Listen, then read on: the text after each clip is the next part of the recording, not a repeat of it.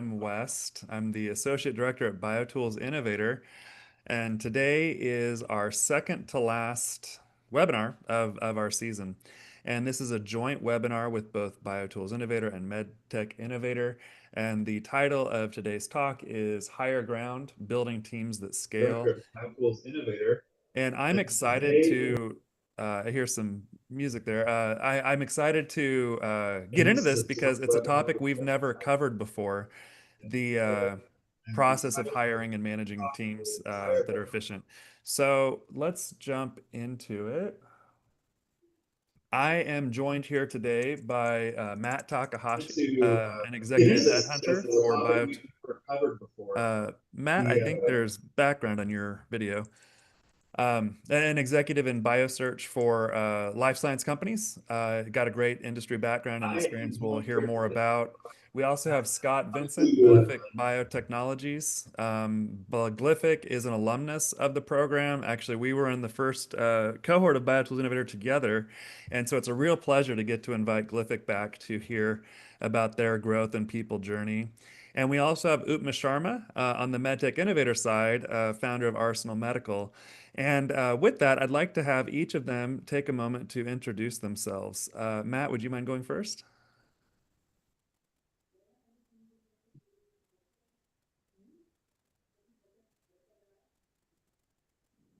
Okay, how about Scotty? Sure. Thanks, Jim. Hey, everybody. My name's Scotty Vincent. Uh, I'm really pleased to be here today representing Glyphic and talking about people strategy. My academic background is in cognitive science and neuroscience. So I did my bachelor's at UC San Diego, sure, getting broad training in everybody. neuroscience of learning and in memory and social learning. Then did a PhD in neuroscience at UCLA, studying sleep and circadian rhythms, where I got broad training in computer science, cognitive science, human behavior, and sleep behavior. I got about 3.5 years into my PhD, and I realized that the things that were really enriching for me as part of that program were the mentoring and managing of other students. And so over that 5-year period, I mentored about 20 students, managed study sections, managed grants, funding for a small lab at a UCLA. And then spent a few years working in investment relations, doing deal flow diligence and organizational development at a boutique IR firm that represented small and micro cap technology companies. And had this hypothesis that I wanted to be in a faster environment, and so joined Glyphic as an early employee as the first chief of staff, where my charter was, unlock the time and efficiency of the CEO. And so I got to fall face first into people operations and lab and facility operations management, and do a lot of learning by doing, a lot of learning what not to do. And in the process, I've also been working on a certificate in executive HR management with UCSD. So extremely grateful to be here with Uma and Matt today, talking about my experience, and hopefully I can bring that to bear to be useful for some of you today. Thanks, Scotty. And can you tell us just a little bit more about Glyphic, the work you guys are doing, and kind of where you guys are in the company development right now? Sure, absolutely. So Illumina and others, but mostly Illumina, brought to market the first sort of like commercially and research available next generation DNA sequencing tools. And in doing so, that was like a market creating force that sort of changed the landscape of life science discovery. But if you follow the central dogma of biology, like DNA only tells a small part of the story of human health and disease. And so Glyphic, in an effort to sort of improve our fundamental understanding of life itself and develop next generation therapeutics and diagnostics, is building a first of its kind protein sequencer. And so we imagine a world, a technology where you have single molecule resolution, high throughput, unbiased detection. So you can take any mixture of peptides in any sample, and we can tell you every amino acid in order in absolute quantities that make up that peptide, giving us novel insights, again, as I said, into basic human biology, the progression of complex diseases, and the development of new therapeutics. And right now we're a team of 30 people. And we have recently closed a Series A. We're capitalized through, let's say the late 2027, which is something I sort of like, we're proudly right now after the difficult funding years of the last couple of years. and we're well positioned to, let's just say, make some very exciting announcements in the next year. And that's about all I can say at this point.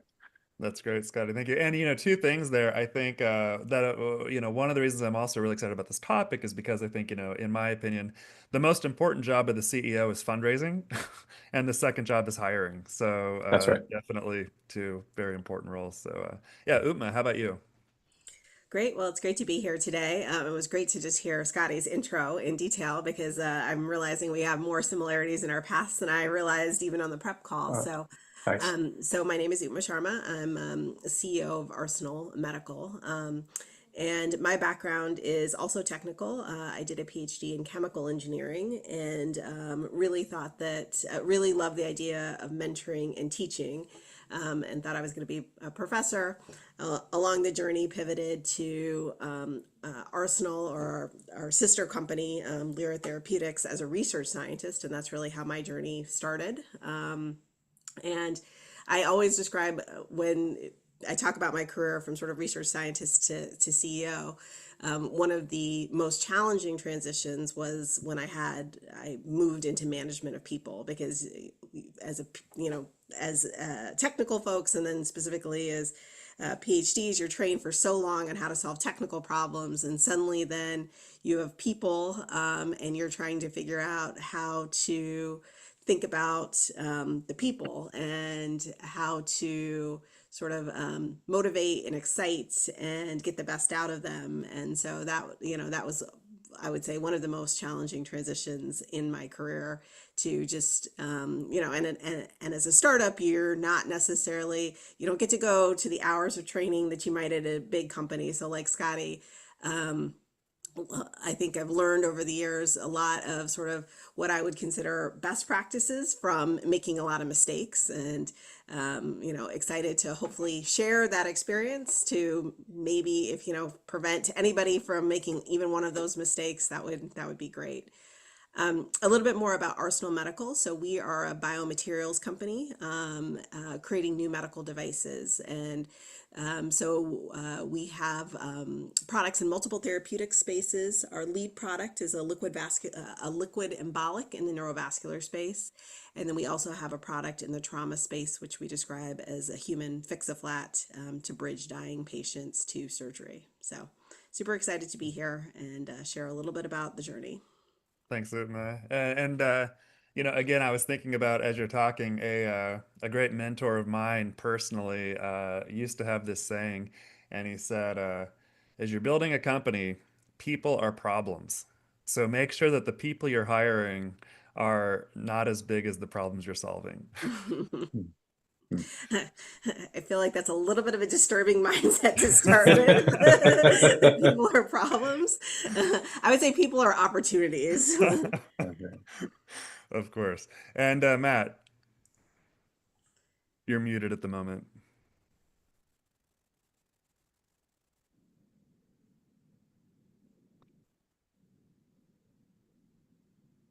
Matt, you're still muted. We can't hear you. Sorry, I was having a little echo issues.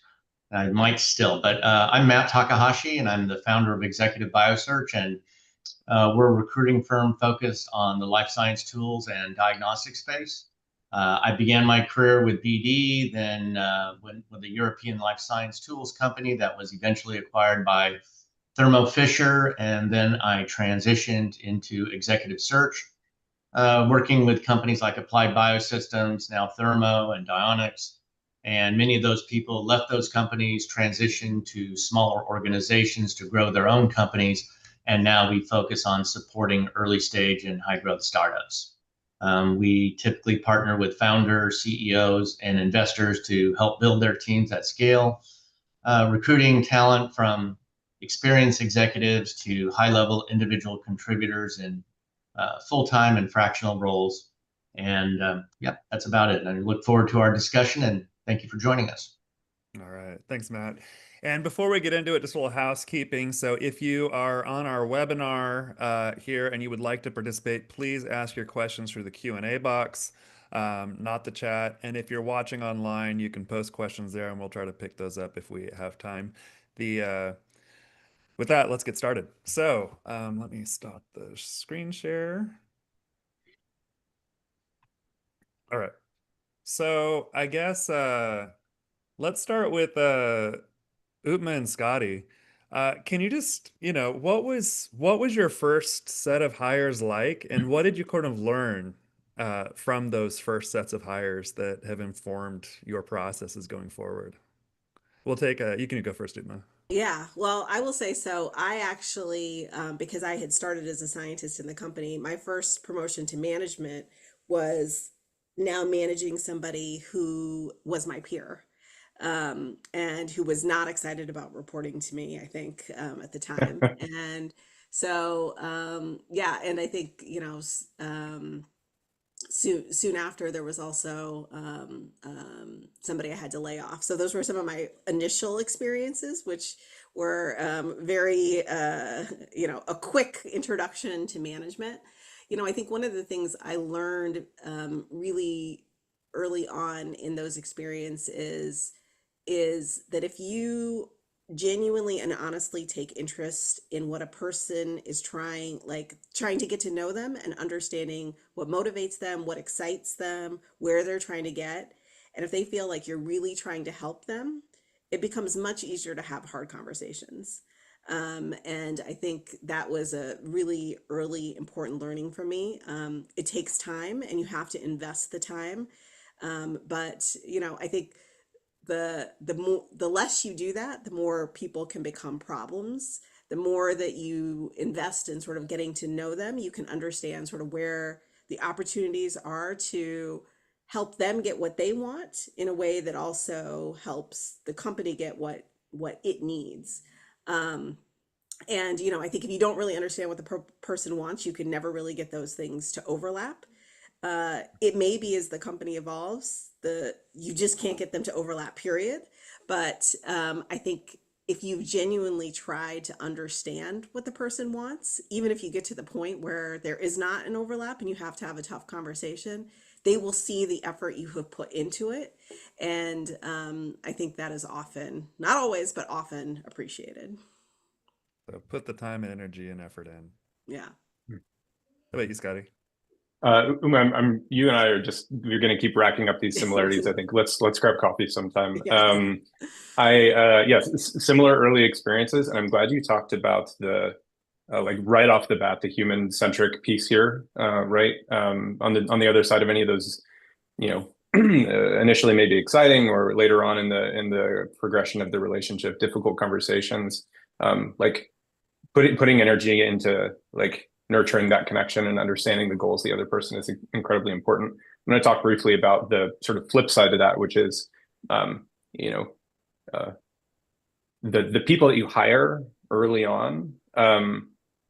It's sort of rare that all of them make it into the next like season of the business, and I think that's especially true maybe in life sciences where when you're pre-seed, seed, pre-series A, right, and you're still in this like developing proof of concept world, the type of people that you need to hire to solve complex, big, ambitious, like to move the needle along these like big, like audacious pursuits are different because you have, by definition, sort of less clarity on where you're going to go later on. And so in the beginning, I think it's, and I'm painting with broad strokes here, but I think there is more of a tendency and perhaps more utility in seeking out people who are, one of my old managers calls them T-shaped people, right? People that can go really, really broad and have extraordinary breadth of experience, but maybe can go deeper in one specific area.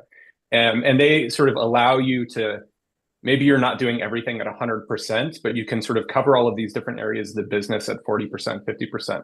When I was hired as the chief of staff initially, and I'm speaking from the operations perspective from a second, my job was like everything. It was, finance, accounting, accounts payable, procurement, HR, people ops, lab ops, facilities, lab relocation, insurance. It was like, and none of it's being done as well as it could be by somebody who's a legitimate expert in one of these areas. But you have to be operationally lean at that time. And so you just do the best you can.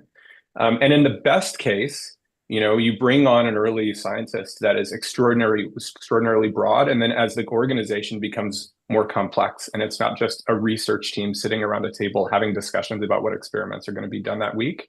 And instead, now you have scientific development and research and process transfer and automation and all of these other different systems, because you've spent the time doing the thing that Uma was talking about and like understanding where does this person want to go? What are they interested in? Where are the opportunities for them to develop in a way that matches the needs, the evolving needs of the business? They can slot right in to a newly formed division or a newly formed team.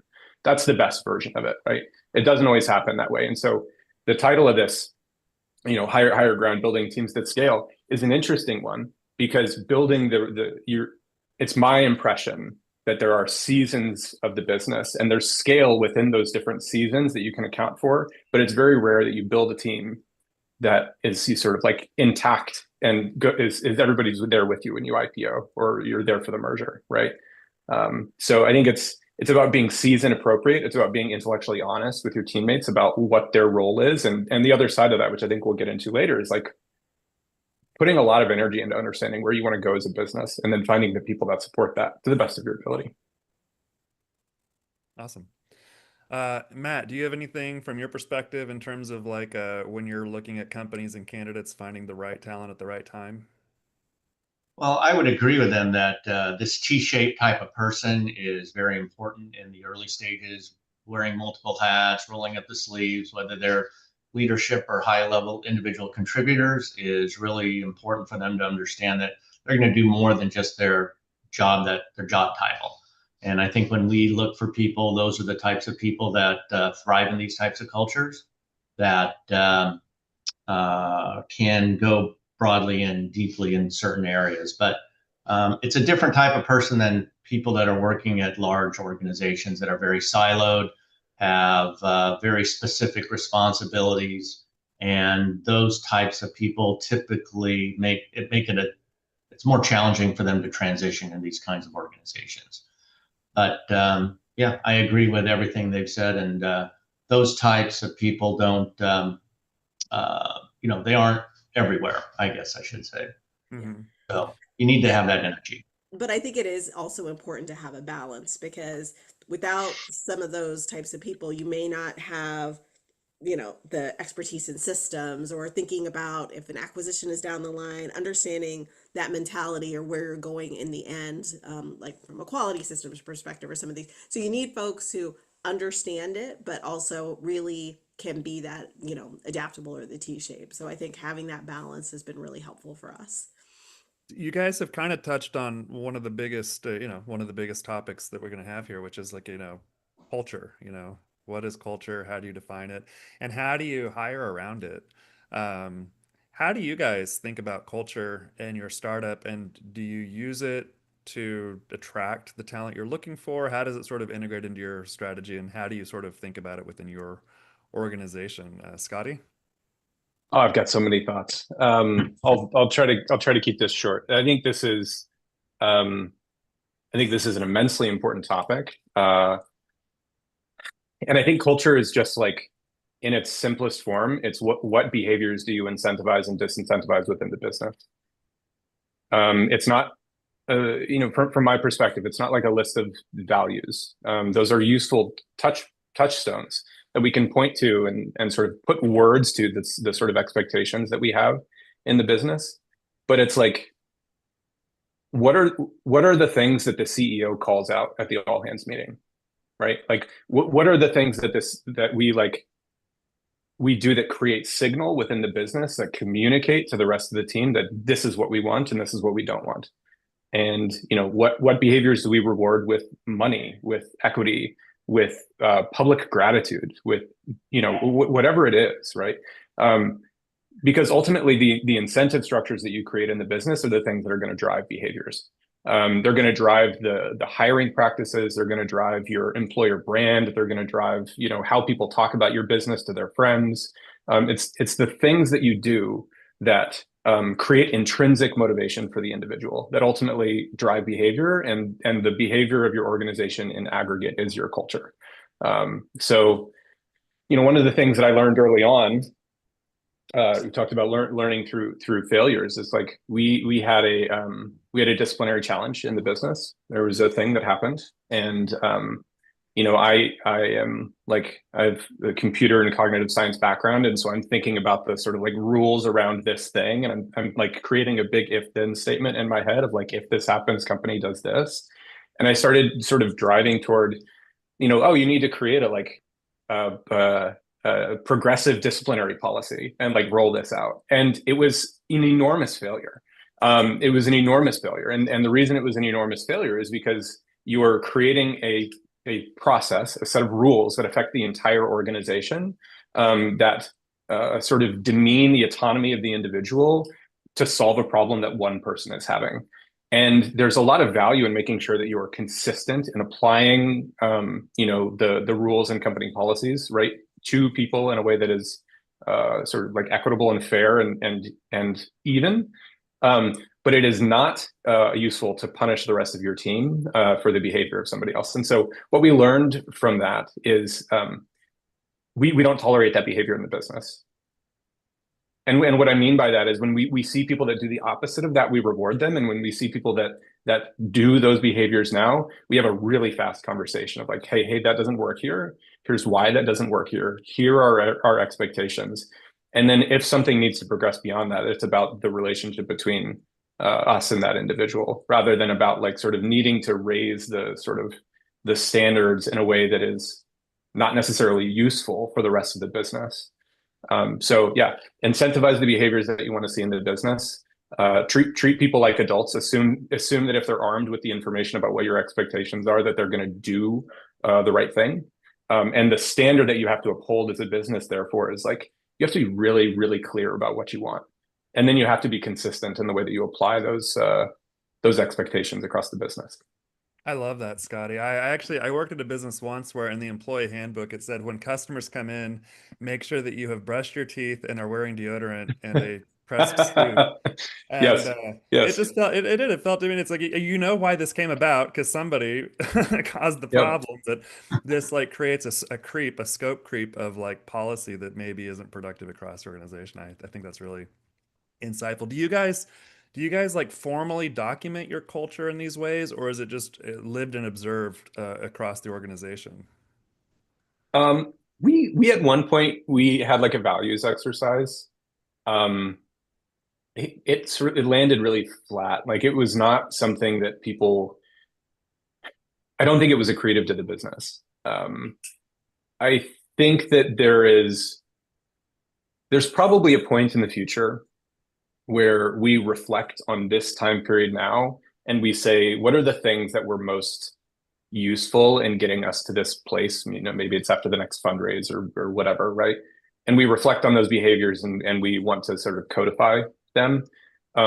But for now, it's like high touch, high frequency conversations among the leadership team, high frequency conversations between the leadership team and the rest of the company about just like what is expected. And if I'm very proud of this, but if you were to go to anybody in the business right now at Glyphic and you were to ask them like what are the most important things to the business right now, like culturally and technically, I think you would get like within a sort of tight margin of error, like the same answers. So I think it's less about, not to say that these things aren't useful, it's less about having a list of words. It's more about making sure that you're consistently rewarding and talking about the things that you want to see in the business. It's far more valuable than a sub page on your company wiki. That's great. Utma, to kind of expand on that, how do you keep team members motivated and aligned? As a startup, we don't always get to pay market rate salaries. You got to balance those with other things. So, with tight resources, the risk and the challenges that come with the startup, how do you guys kind of build that culture and motivation for the organization? Yeah, I mean, so many of the things Scotty just said completely resonated with me, down to some of the phrases I use. So, I think so much of it comes to hiring the right people to start, right? If you are hiring people because the most important thing to them is how much they're getting paid, our comp committee has this term coin operated. Like if people are coin operated, then if somebody comes along and offers them more money, they're going to be gone. So I think so much of it comes to understanding sort of what motivates them from the beginning and continuing. It's again, it goes back to sort of that investment in in people, in their development. I think as startups, there's so much we have to do. And as leadership teams, there's so much we have to do. Um, you really have to prioritize thinking about the culture and the development, because if you don't, it's very easy to say, okay, we'll do that later, we'll do that later. And I think, the previous question you asked, does culture show up in hiring? I think 100%. Like, I hear this so much time, like by the time I see candidates, they're one of the most common things I hear is, it seems like you have an amazing culture here. And I don't think that's because people are can't, my employees are saying, hey, we have an amazing culture. I think people just feel it, and they feel it in the conversations they have it. They see it in the fact that people have stayed, that we've tried to find a way to take those adaptable teas and continue to make rules for them. And I think if there's not a good culture, people feel it in hiring as well. And so, and the other point that Scotty made that I 100% agree with is, so we do have the list of values, and we use that as one of those actions to sort of the feedback loop, because I think at the end of the day, it's all about the actions. Like, what you say on culture doesn't matter.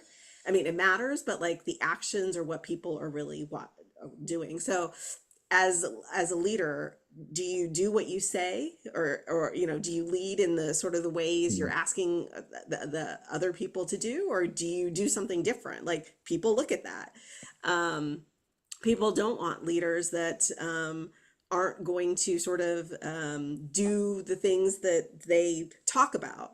When I started, the first CEO of Arsenal, at company meetings, he would be pretty transparent. And he would talk about, at times when we had a short runway, he was pretty transparent about it. And then I later had CEOs who were like, you cannot tell people that people will freak out. And I was like, well, if people are going to freak out at a startup about having a short runway at some point, maybe they're not the right person to be at a startup, right? Like, I very much, I use the expression that Scotty does, like, treat people like adults, assume they can handle the information. And if they say, look, this is really stressful for me that we only at this point have a, X number, month runway for my personal situation or whatever it is, that's okay, right? Like, that's okay. You don't not share the information because you think people can't handle it, because that's not how I want it. Like, when I was a research scientist sitting there with the CEO being transparent, I was like, I appreciate that he does that. And so, I think it's, again, very much think about your actions and how what you would want, because that's how people are responding to you as a leader. And and it absolutely comes from the top, right? So you can support other people when they're trying to, do culture building things, but that people are watching what you're doing all the time. That's great. Matt, a quick question for you, and this one comes from online. I'd like you to kind of tee it off if you've got experience. But the question is, when you're a startup looking for talent, what should you prioritize more, experience or passion and dedication? What do you see from your side? Um, passion and dedication and motivation can make up, I think, for a lot of the skill sets some people have. You have to have both. I mean, I think particularly in these life science companies, you have to have the technical capabilities to be successful. But everybody, I think you can find those people on paper, but it's really speaking to them and people they know to see whether or not they have the horsepower to be able to get through a startup and to be able to not work 8 to 5. These are jobs that are going to require much more than maybe what they've experienced in the past, unless they've done it previously. So I think that I don't think there's one over the other. I think has to have a combination, and these are, you got to find all stars, that can do that kind of work. And so I don't think you can give on either one of those, quite frankly. I think one thing I would add is, I think people can learn skills, people can't learn passion. So that's the only thing I would say, that you can bring in a consultant to help somebody grow their tea or bring in some skills, assuming it's like a short-term thing that you need to learn. You cannot bring in somebody to help somebody gain that passion. Right. Yeah, can I jump pile onto that real quick? startups are at a significant disadvantage in hiring.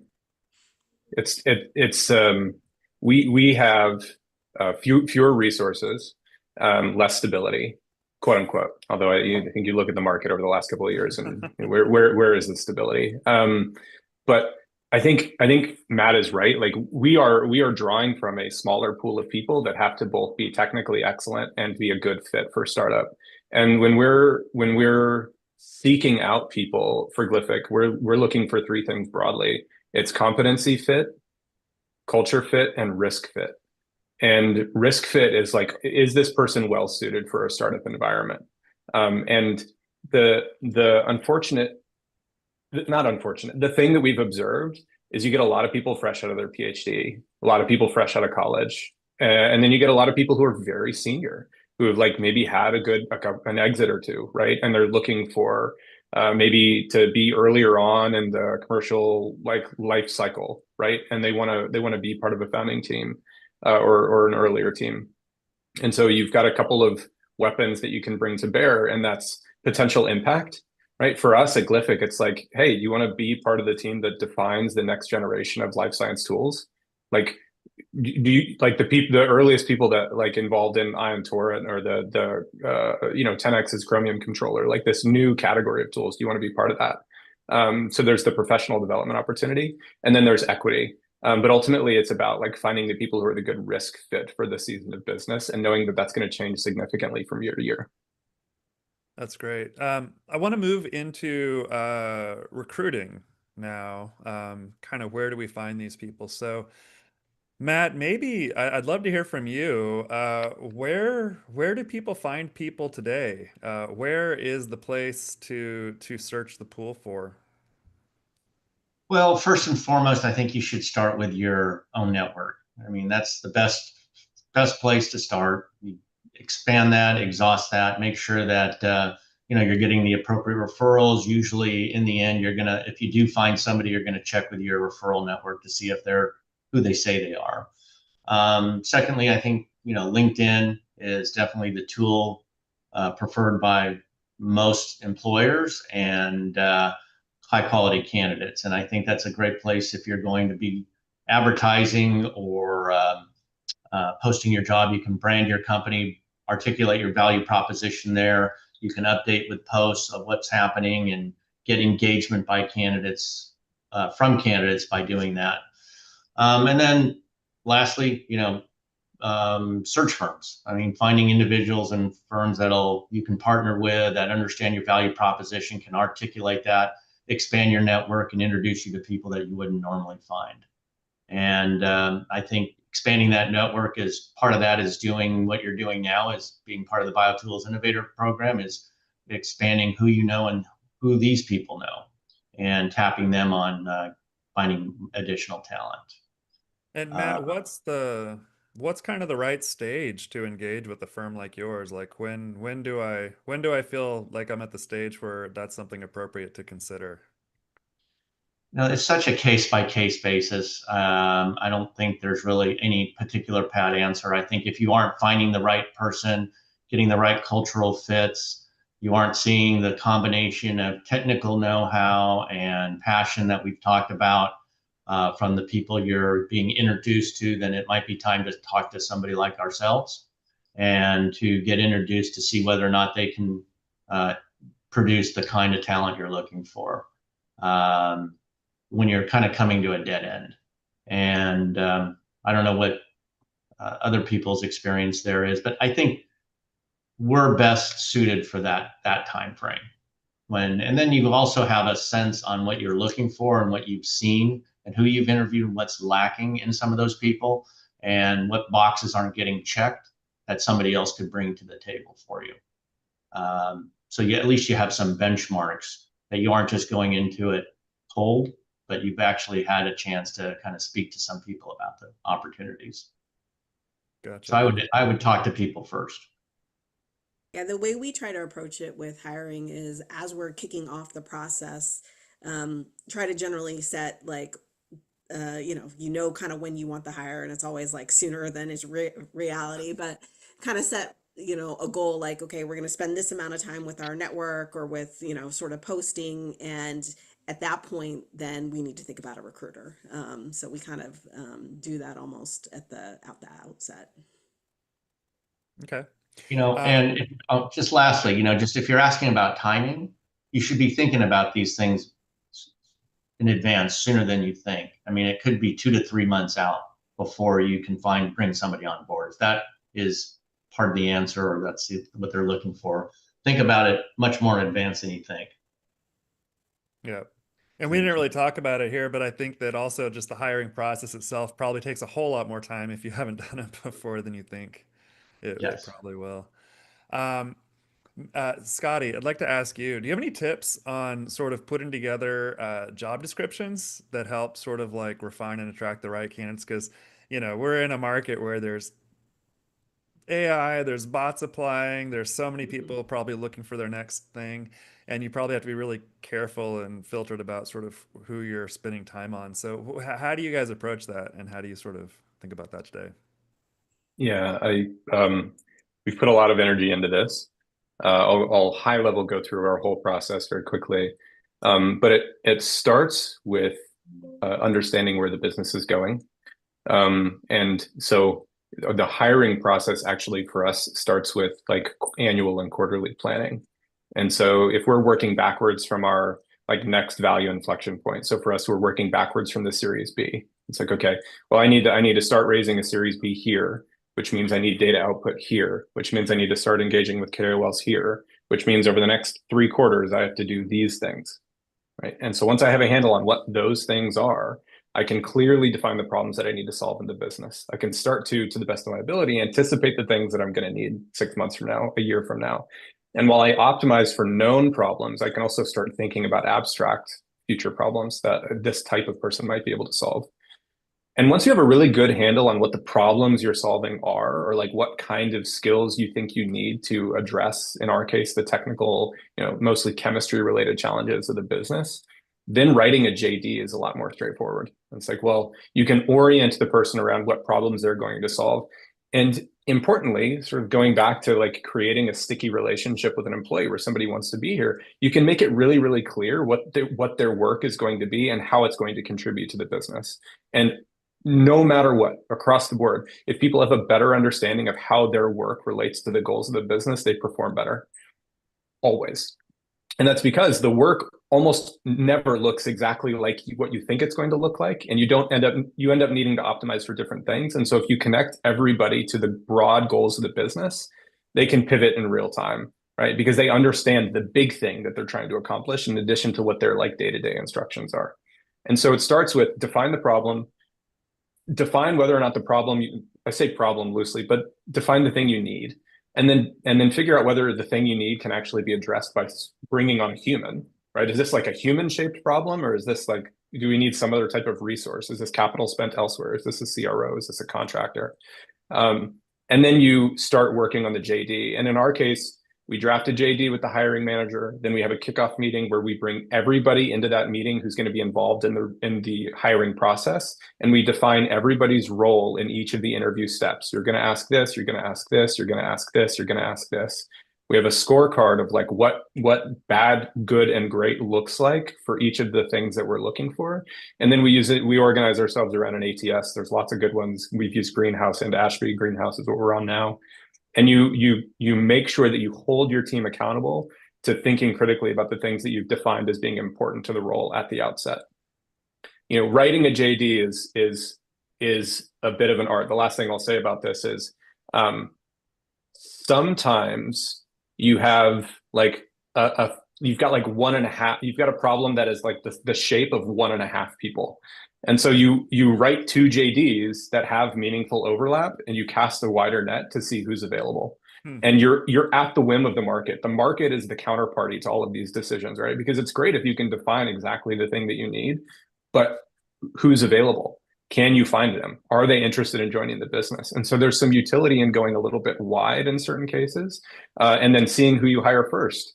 And if you can get 85% or 75% of that 1.5%, right, whatever it is, then you know that you can go hire a more junior person or get a contractor or hire some short-term contingent worker of some kind to fill that other gap while you look for the rest of those skills.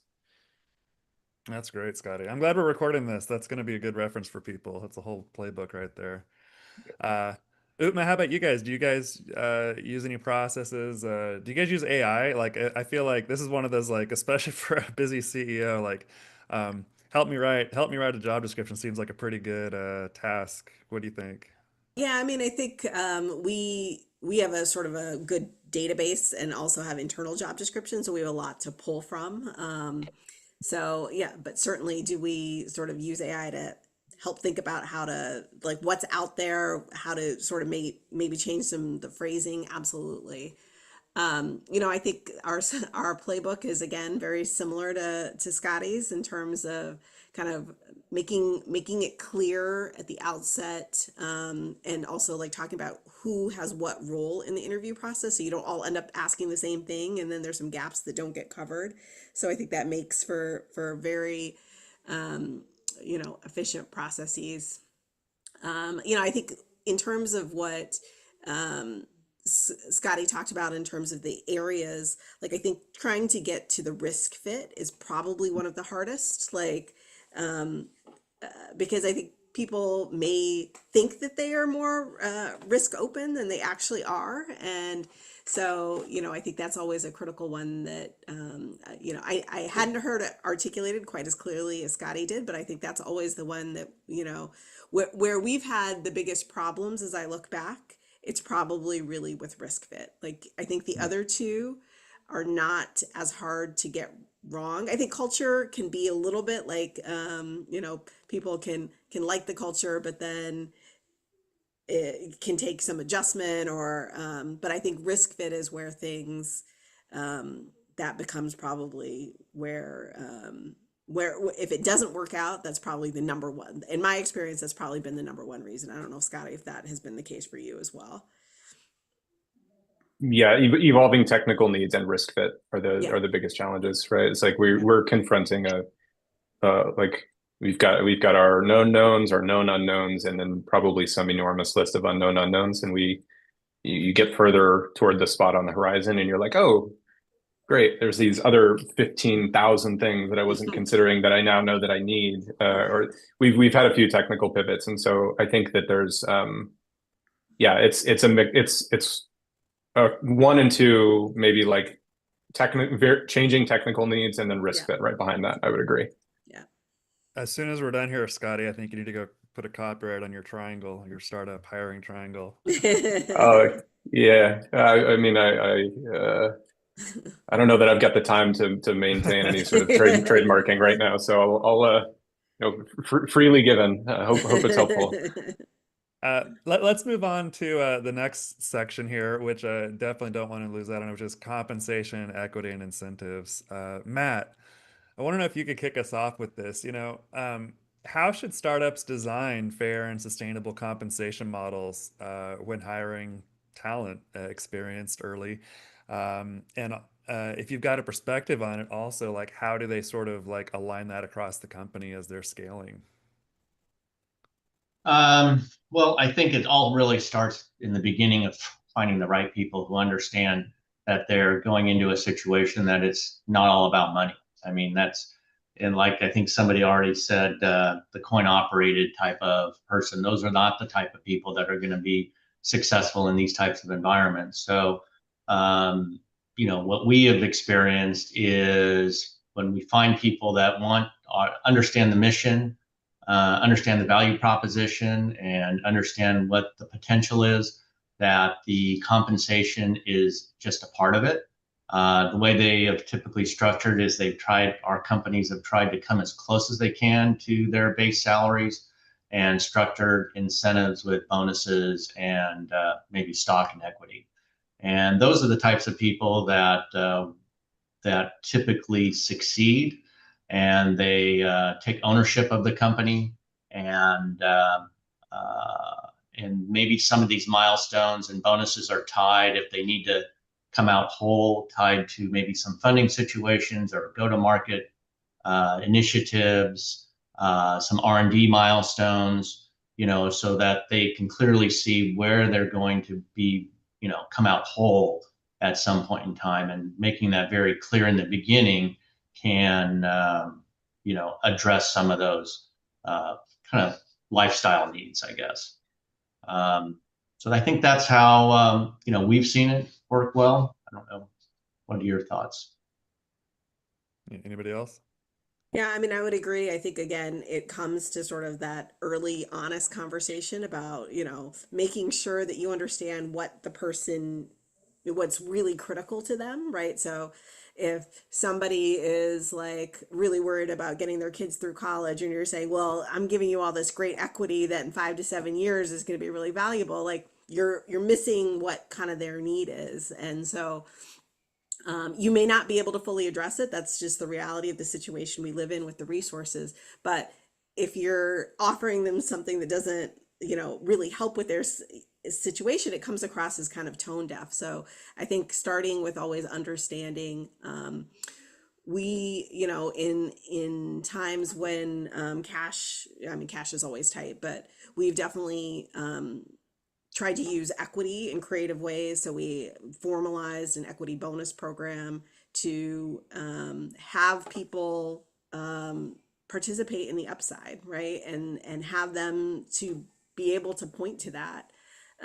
So I think, and I also think that for a lot of people, like small recognition of things matters a lot. Like you noticing matters a lot. So, you know, even shout outs at company meetings or spot bonuses that are not huge amounts of money but are saying, hey, look, we saw what you did, this was amazing. Like I think those things, people appreciate that we're resource strapped, so you going sort of above and beyond, I think matters a lot. Okay. Could I also add that, for people that are coming into the organization, they might be also offered a little higher title than where they are currently. And that helps them swallow maybe offsetting some of the compensation they're getting. And they can see career progression. They might have a more strategic input at that level, more responsibility. They can go back to their spouse and say, well, I'm not going to be making quite as much as I was, but here I'm going, at least I'm progressing in my career and moving forward. So that's another aspect too. Yeah, and I think showing that you're willing to invest in their development, even beyond titles. So these are the things we're going to do for you. These are, we use Massachusetts has a training workforce program that we can get a lot of sort of free training for employees, and taking just the time to sort of think about people's paths and identify appropriate training. And, I think, again, people are appreciative of the things you can do. When you talk about the title inflation, it brings me back to an old Office episode where I think Dwight was having an argument whether he was the assistant manager or the assistant to the To manager. the regional manager. They're very important distinctions. Yeah. So, Scotty, in terms of like the life of a startup, I'm assuming, we all probably understand that there's probably more equity up front when the risk is higher and the cash is lower. How do you guys sort of balance that and think through that as the company's scaling and growing? Do you change those ratios? What kind of happens? What's your strategy for that? Yeah, it's a moving target. You've got there, and there's no good answer, unfortunately. I have not yet figured out the sort of like rules, because ultimately you have to make decisions around like what moves the business forward. And so I think it's incredibly important that you have a point of view internally, like a compensation philosophy, and you anchor your behavior to that compensation philosophy. We pay people, we benchmark in this way, we pay people in this way, we use bonuses or don't use bonuses in this way, we use equity in this way, right? And we have this benefits package. You sort of you develop an identity as a business of like, how are you going to take care of people as you are pursuing this big ambitious thing. But the truth is that if I've got a critical path, technically, and I am blocked, and that needs to be solved for me to get from here to there, the truth is that you're eventually going to be confronted with, I've got a person, they're really good, they can solve this problem. They're coming from like Roche or AstraZeneca or Genentech or whatever. And they may not be exactly the right like culture fit, but they, you know, are financially comfortable. They can afford to take this on, but their salary expectations are just like 30% premium to what we would offer. Those are the hard moments in the hiring pipeline where you have to be, are we going to break our rules? Like, are we going to do something different here for this person? And then, you know, thinking about what precedent does that set? What does it communicate to the rest of the business? Like, whether you like it or not, like people have a way of sort of like finding out how somebody is being leveled or compensated. And so you have to assume that no matter what your sort of transparency rules around your like your benchmarking are, people are going to talk. And so if you've got too much of that inflation where it's like, oh, this is the right person, but a condition of them coming on was they wanted a VP title, but they've got 4 years of experience in the industry. Your other VPs are going to go, what? Like, Or your how does other that work? directors. Yeah, exactly, right. Yeah, your other people in the business.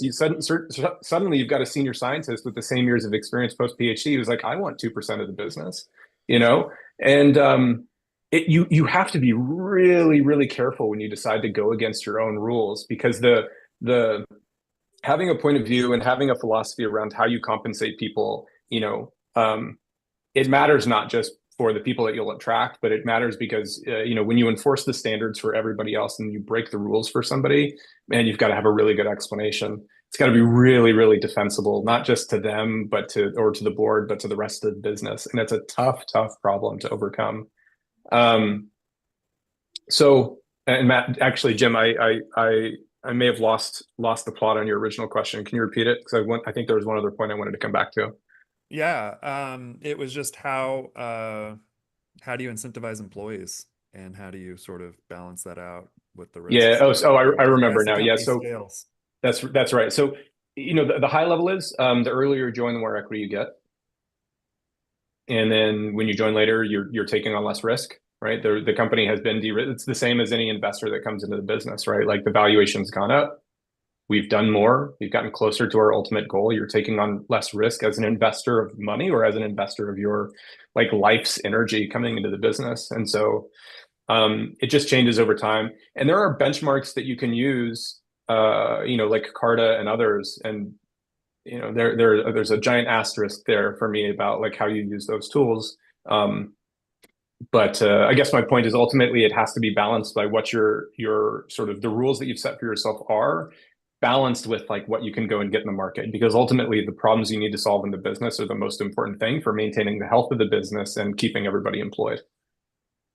Right, right. Okay. We have 5 minutes left in our formal session, so I want to kind of close out here with the probably last question of the open session. Um, What's your sort of biggest piece of advice and takeaway to a team looking to bring on maybe their first senior hire? What should they be looking for in terms of that hire, that fit? You know, it's probably the first thing a lot of these companies are going to go through if they haven't already done it. But you know, scaling into that sort of that first major executive hire. Yeah, so I can start. I think I heard this advice a long time ago, but it's hire slowly, fire fast. And I think for your initial hires, you're going to feel this intense pressure that you're doing way too many things. You need help. You're drowning, and you know don't compromise, especially on the first hires. Do not compromise. I think try to get to know the person as much as you can. We've tried to, where we can, have, consulting or contracting relationships that then turn into those hires for those critical positions because having the wrong initial hires, just the distraction factor it becomes and how much it will set you back. You'll regret it later if you do it sort of as a I got to do it because I'm just drowning here. You will suddenly not only not be swimming faster, but you will be drowning faster. And so I would say my advice would be hire slowly. Yeah, I think you can find the technical skill set across the board. More, we've talked about this previously, but really finding somebody with a proven track record of developing the type of culture you're looking to build and the type of processes you're looking to build, and who's done it with minimal resources, and has, built strategically, can take out the trash, work during the day, be tactical, and then be ready for board meetings in the evening. I mean, those are kind of the three things I always think about. And I think it's that type of a person that you need to find. So we got through those last question a lot quicker than I thought we did. So we actually have time for a few more. Um, Matt, we've got a question here that I'd love to hear your thoughts on, which is what's the best approach to recruiting US-based executives for global or early stage teams? And I guess when I saw that question come up previously, are you referring to somebody that's based here in the US for a foreign national team, or I don't think it really matters. I think it could go either way. Yeah. So I still think it comes back to a lot of what we've talked about already. I think you need to be using your network. I think if that's the kind of question you're asking, how do you go about finding these types of people? It's a very similar process, expanding your network, looking for those individuals that will provide you the qualified people for what you're looking for here in the US.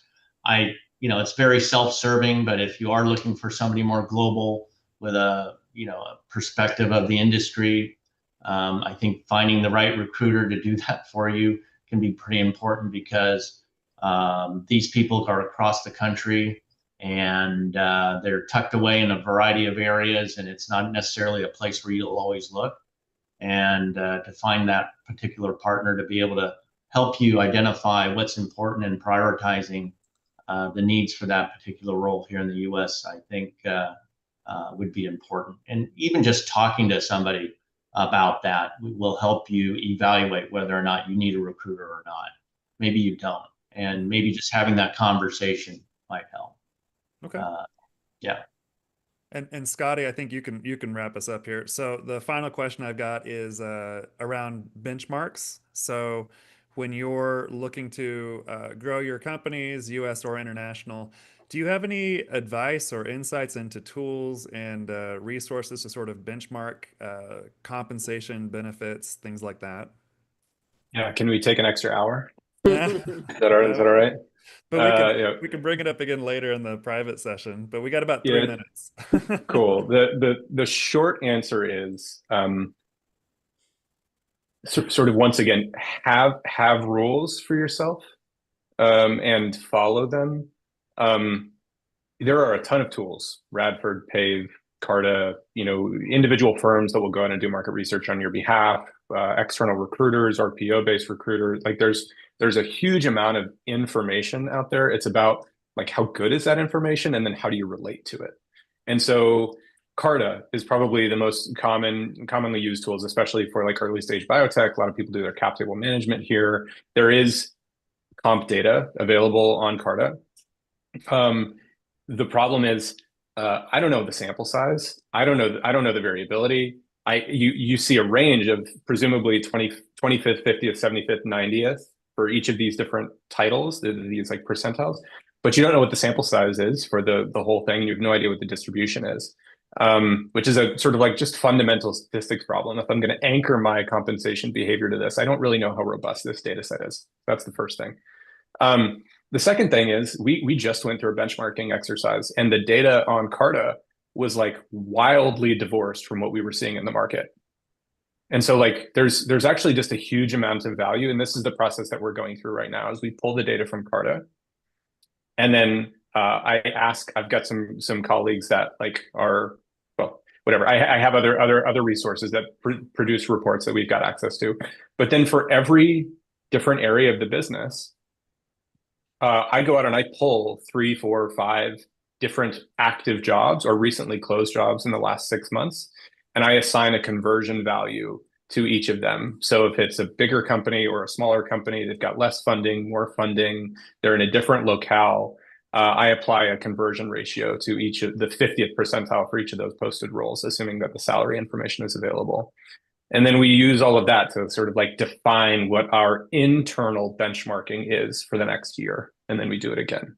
And so there are probably a half dozen tools out there that are widely known that have information, and it's not entirely clear to the user how good that information is. And so it's more important that you go, from our experience, you balance that with what's real in the market. What are people actually offering in the market now? What roles have closed? And then define something that can be used internally. And then anchor yourself to that internal resource and then periodically update it. That's 3 minutes, but not nearly in depth as in depth as I'd like to go.